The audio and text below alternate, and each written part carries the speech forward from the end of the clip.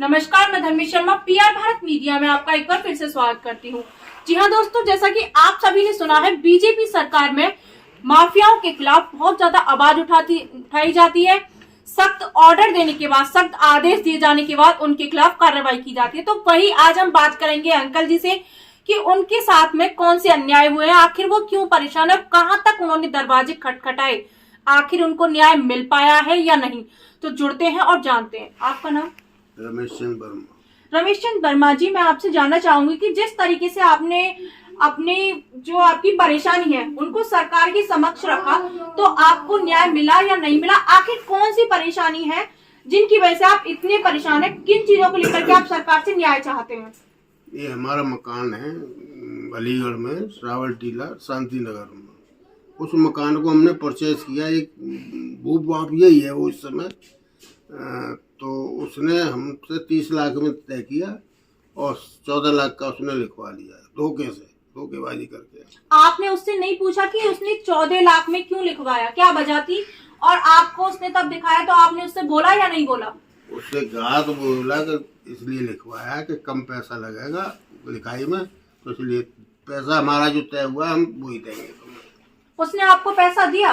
एक भी पैसा अभी तक नहीं दिया। आपने जो एग्रीमेंट किया था तो कितना समय लिखा हुआ था पैसे देने का? 6 महीने का लिखा हुआ है। 16 अगस्त को किया था मैंने। तो अभी उसने एक भी पैसा नहीं दिया? नहीं, एक पैसा भी नहीं दिया। उसका चेक दिया था 7 लाख रुपए और आज तक एक पैसा भी हमको नहीं दिया। 7 लाख का चेक दिया था, वो भी उसका खाते में डाला तो उसका पैसा नहीं मिला, वो भी बाउंस हो गया। अच्छा, उन्होंने 7 लाख का आपको चेक दिया था जो बाउंस हो गया? हाँ, बाउंस हो गया, वो भी बाउंस हो गया। फिर भी एक पैसा हमें अभी तक नहीं दिया। बहुत सातिर किस्म का वो है माफिया वो, और उसके साथ में एक और है सुमित हरियाणा है, और एक उसके साथ में अवधेश कुमार भारद्वाज। इन दोनों ने अपने नाम कराया था। बहुत सातिर किस्म के ये माफिया हैं। इनका काम धंधा यही है कि दूसरों की, गरीबों की प्रॉपर्टी देगी और उस पर कब्जा किया। अच्छा, जैसे आपने बताया कि अभी उन्होंने पैसा नहीं दिया है और चेक दिया था वो बाउंस हो गया, तो मतलब आपने उससे बोला नहीं, या फिर आपने बोला है तो वो कब देने की बात करता है, क्या कहता है वो आपसे? वो तो ये कहता है कि अब तो ये कहता है 7 लाख 14 लाख में लिखा हुआ है, 14 लाख का बैनामा करो, मैं 14 लाख दे रहा हूँ। अच्छा, 14 लाख में?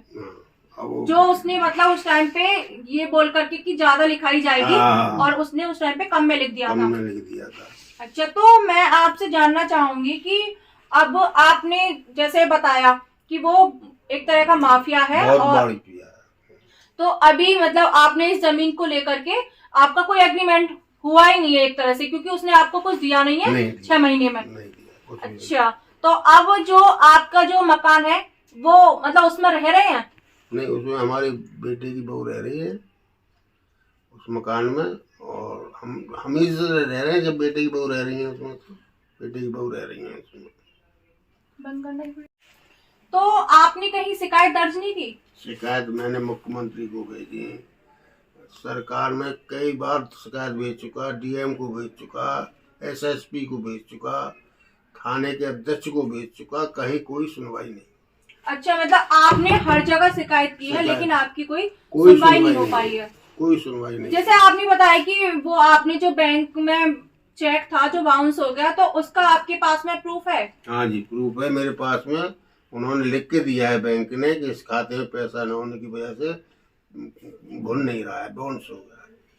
अच्छा, तो देखो जिस तरीके से इन्होंने बताया कि इन्होंने हर एक दरवाजा खटखटाया जहां जहां इनको उम्मीद थी कि हमको न्याय मिल सकता है, चाहे वो मुख्यमंत्री का हो, थाना अध्यक्ष का हो, या फिर डीएम एसडीएम का हो। इन्होंने बताया कि हर संभव प्रयास इन्होंने किया लेकिन इनको अभी तक न्याय नहीं मिल पाया है। तो मैं देखती हूँ कि जैसे सबका साथ सबका विकास बीजेपी सरकार, तो इस सरकार में ये अन्याय क्यों हो रहा है, न्याय क्यों नहीं मिल पा रहा है? तो आखिर न्याय कब तक मिलेगा और कब तक ऐसे जो परेशान लोग हैं, जो मजबूर हैं, या फिर इनका बेटा कोरोना काल में जिसकी डेथ हो गई थी, तो इनको न्याय नहीं मिल पा रहा है? या फिर तुम ये खुद सोचो कि किसी को न्याय नहीं मिल रहा है, उसकी वजह क्या है?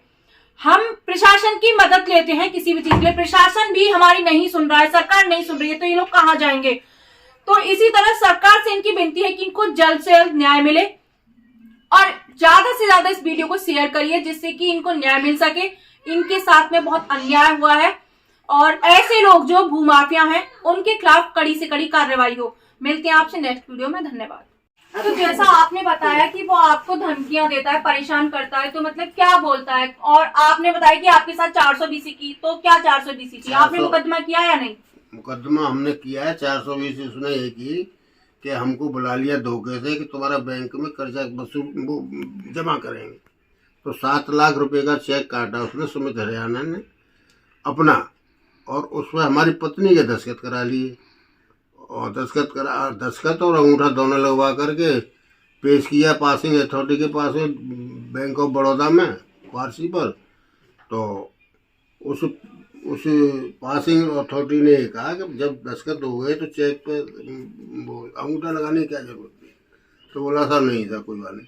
तो हमारी पत्नी को उन्होंने दस्तखत करा के अंगूठा लगवा के बैठा दिया कुर्सी पर सामने, और बोले तुम वहाँ बैठ जाओ। और वो दोनों जो माफिया थे वो वहीं उसके काउंटर पर ही रहे, कैशियर के पे।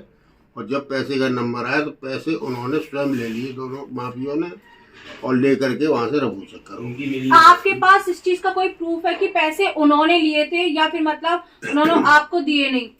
इसका प्रूफ हमने गए उनसे कहा, हमने मैनेजर से, तो मैनेजर ने ये कहा कि आप कैशियर से बात करो। तो कैशियर ने कहा कि हमने शारदा देवी को पैसे दिए। तो हमने उनसे कैशियर से कहा ठीक है आपने दिए, तो आप ऐसा करें कि सीसीटीवी है आपके यहाँ, इनको देख लो। अगर शारदा देवी को दिए तो हम चले जा रहे हैं, तो हमें प्राप्त हो गया। और अगर नहीं शारदा देवी को दिए तो आपको 7 लाख रुपए हमें देने पड़ेंगे। तो हमने मैनेजर से कहा, तो मैनेजर बोले कि आप इसके लिए तो थाने जाइए। आप थाने से, हम जब थाने से आदमी आएगा वो देख सकता है। तो हम थाने गए, क्वारसी थाने। तो एसओ साहब ने तुरंत ही थानेदार को भेजा कि आप करके आइए वहाँ। तो उन्होंने सब सीसीटीवी कैमरे खंगाले, तो उसमें देखा, तो देखने पे ये आया कि दोनों माफिया सुमित हरियाणा और अवधेश कुमार, ये दोनों पैसे उसके हाथ से ले रहे हैं कैशियर के से। कैशियर इनको दे रहा है और ये ले रहे हैं, और ले करके ये दोनों जो है वहाँ से रफू चक्कर हो गए। फिर उसके बाद में हम जब बाहर निकले वहाँ से, तो हमने कहा मैंने कि कुछ गड़बड़ हुई है। तो हम फिर जो है बैंक मैनेजर के पास गए थे, तो मैनेजर ने भी हमारी कोई नहीं सुनी, और मैनेजर ने अभद्र व्यवहार हमारे साथ में किया, और गार्ड को बुला करके हमको बैंक से बाहर निकलवा दिया। तो देखिए, जिस तरीके से मैंने आपको बताया कि न्याय की बात, कितना न्याय मिल रहा है आखिर सरकार में, तो आप खुद सोचिए कि यहाँ पे बैंक मैनेजर की समक्ष उन्होंने अपनी परेशानी को रखा, तो उन्होंने भी इनके साथ में अभद्र व्यवहार किया, जो कि बैंक मैनेजर को नहीं करना चाहिए था। और यहाँ पे इनके पास में सीसीटीवी फुटेज भी है। सीसीटीवी फुटेज का मतलब है कि इनके पास एक प्रूफ है, जो मजबूत प्रूफ है इनके पास में, पुख्ता सबूत जिसे बोलते हैं, कि आखिर किस वजह से हमने किस पे क्या इल्जाम लगाया। तो इन्होंने कोई इल्जाम नहीं लगाया, इन्होंने सिर्फ सच बताया कि इनको पैसे नहीं दिए गए। पैसे उन दोनों भूमाफियाओं ने निकाले जिन्होंने मिली भगत से ये सारा खेल रचा है, और उसी मिली भगत के थ्रू उन्होंने इनके साथ में ये अन्याय किया। और इस अन्याय के लिए इनने हर जगह पर जाके दरवाजे खटखटाए, लेकिन इनको अभी तक न्याय नहीं मिल पाया है। तो देखते हैं कि कब तक इनको न्याय मिल पाता है और कब तक बीजेपी का सबका साथ सबका विकास इनका भी साथ देता है। मिलते हैं आपसे नेक्स्ट वीडियो में, धन्यवाद।